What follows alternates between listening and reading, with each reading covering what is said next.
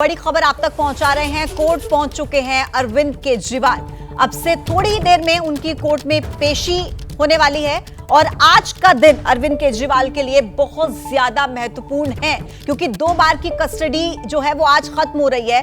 अब सवाल ये उठता है कि आगे ईडी क्या और कस्टडी की मांग करेगी या फिर न्यायिक हिरासत की मांग होगी। एक बड़ा सवाल है। सीधे आपको अंकित के पास लेकर चलते हैं। राउज एवेन्यू कोर्ट से सीधे हमारे साथ जुड़े हुए हैं अंकित। अरविंद केजरीवाल कोर्ट पहुंच चुके हैं, तस्वीरें भी दिखाइए और बताइए कितनी देर बाकी पेशी होने में।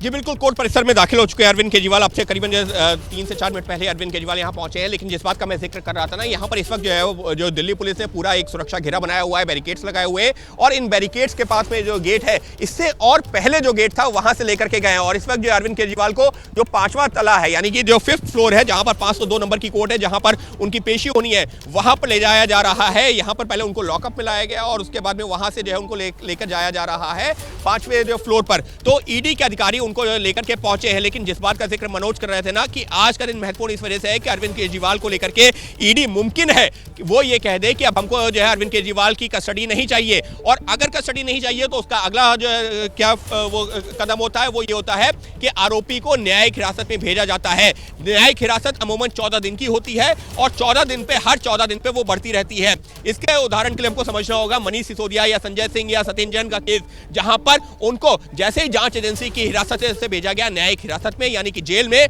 उसके बाद से हर 14 दिन पर उनको कोर्ट में पेश किया जाता है। फिर चाहे वो वीडियो कॉन्फ्रेंसिंग से हो या फिर उनकी जो यहाँ पर हाजिरी करवाई जाए और उसके बाद में उनकी वो न्यायिक हिरासत बढ़ती जाती है। तो ऐसे में अगर ईडी यानी कि जांच एजेंसी अपनी हिरासत की मांग नहीं करती है और उनको न्यायिक हिरासत में भेजने की बात करती है तो मुमकिन है अरविंद केजरीवाल अब उसी तिहाड़ में पहुंच जाए जहां पर पिछले करीबन 2 साल से सत्येंद्र जैन, पिछले 1 साल से मनीष सिसोदिया, पिछले 6 महीने से संजय सिंह और पिछले करीबन 1 महीने से के कविता बंद है। यानी कि साफ तौर पर इस घोटाले से जुड़े हुए, हालांकि सत्येंद्र जैन सीधे तौर पर अभी वो इस घोटाले से नहीं है, लेकिन मनीष सिसोदिया की बात की जाए, संजय सिंह की बात की जाए, के कविता की बात की जाए, ये वो तमाम लोग हैं जो इसी मामले में फिलहाल न्यायिक हिरासत में है। और इस वजह से अरविंद केजरीवाल को अगर आज यहाँ पर ईडी अपनी हिरासत में नहीं लेती है तो मुमकिन है कि उनको उसी तिहाड़ जेल में भेजा जाए जहां पर इस मामले के पहले से ही 3 आरोपी, और ये जो मुख्य आरोपी हैं जिनको हम ये कह सकते हैं, या ये वो प्रोमिनेंट फेसेस हैं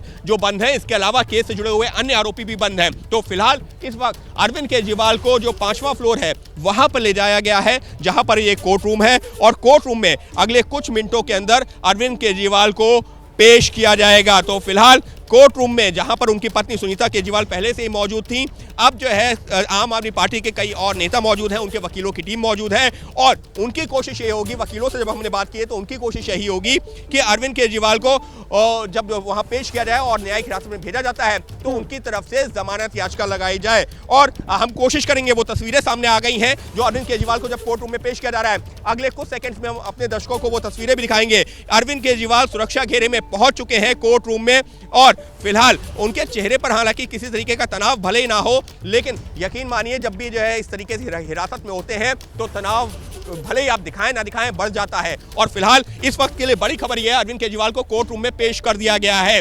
यानी कि सुरक्षा घेरे में अरविंद केजरीवाल को कोर्ट रूम में पेश कर दिया गया है जहां पर उनकी पत्नी सुनीता केजरीवाल समेत आम आदमी पार्टी के कई नेता पहले से मौजूद हैं। हालांकि बहुत ज्यादा जो है लोगों को उनसे बात करने की इजाजत नहीं होती है, लेकिन क्योंकि उनकी पत्नी सुनीता केजरीवाल है, जब तक मामले की सुनवाई शुरू नहीं होती है, जज जब तक नहीं बैठती हैं या अगर बैठी भी होती हैं तो उनसे परमिशन लेकर के वो उनसे मुलाकात कर सकती हैं, बात कर सकती हैं। हालांकि वैसे तो सुनीता केजरीवाल को उससे पहले भी जब वो ईडी की हिरासत में थे तब भी उनसे मुलाकात करने की इजाजत दी गई थी। हालांकि उसको लेकर भी अपने आप राजनीति जरूर होती रही है, आरोप प्रत्यारोप चलते रहे कि कैसे मिल रही हैं, कैसे ये आदेश दिए जा रहे हैं, वो तमाम पहलू अलग हैं। लेकिन फिलहाल इस वक्त के लिए बड़ी खबर यह है कि अरविंद केजरीवाल को कोर्ट रूम में पेश किया गया है और अब जो है ईडी की तरफ से अपना रुख साफ किया जाएगा कि क्या उनकी पुलिस हिरासत, जिसको जो ईडी की हिरासत हम कह सकते हैं इस केस में, क्या ईडी की हिरासत की जरूरत है या नहीं। और अगर नहीं है तो ईडी की तरफ से कहा जा सकता है कि उनको न्यायिक हिरासत में भेजा जाए। हालांकि ये भी जानकारी मिल रही है कि अगर अरविंद केजरीवाल की तरफ से किसी तरीके से कोई बेल एप्लीकेशन यानी कि जमानत याचिका मूव की जाती है तो ईडी की तरफ से साफ तौर पर उसका विरोध भी किया जाएगा, यही कहते हुए कि अरविंद केजरीवाल एक प्रभावशाली नेता है, दिल्ली के मुख्यमंत्री आज की तारीख में भी है, उनका एक जो है अपना रसूख है। ऐसे में अगर उनको जमानत दी जाती है। जैसे ही घड़ी का काटा दोपहर 2:30 पे आए, बबीता जी का दिल सास बहू साजिश के लिए मचल जाए।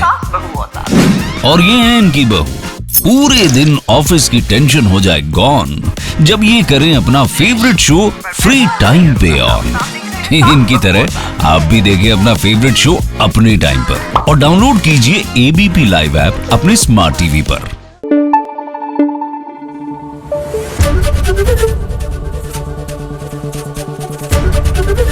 एबीपी न्यूज आपको रखे आगे।